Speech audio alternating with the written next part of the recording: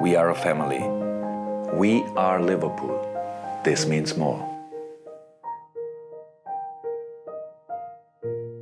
2020년 6월 25일 맨체스터 시티가 첼시에게 2대1로 패배하고 리버풀의 리그 우승이 확정되는 순간 리버풀의 회장인 톰의 축하 문자는 누구에게 향했을까요? 위리겐 클롭, 케니 달글리시, 조던 핸더슨 모두 아닙니다. 마이클 에드워즈였습니다. 2024년 3월 12일 리버풀은 공식적으로 마이클 에드워즈의 CEO 선임을 발표했으며 스포츠 디렉터 자리에는 리차드 휴즈가 슈마트케를 대체할 것임을 밝혔습니다. 페네이 스포츠 그룹의 초창기에서부터 현재까지 오랫동안 리버풀의 역사를 함께해온 분들께서는 마이클 에드워즈라는 인물에 대해 잘 알고 계시겠지만 클롭 부임 이후 가볍게 보시는 분들은 꽤나 낯설 수 있는 이름입니다. 대체 왜 사람들이 마이클 에드워즈의 복귀를 이렇게 환영하는 것인지 모를 수도 있습니다. 그래서 오늘은 마이클 에드워즈가 대체 누구인지, 리버풀에 어떤 영향력을 끼쳤으며 다시 리버풀로 돌아오게 된 배경에 대해 자세히 다뤄보도록 하겠습니다. 더 높은 목표 설정. 마이클 에드워즈가 돌아왔습니다. 디렉터 역할로 복귀한 것이 아닌 CEO의 직책으로 말이죠. 그런데 그동안 수차례도 거절해왔던 에드워즈가 갑자기 왜 돌아왔을까?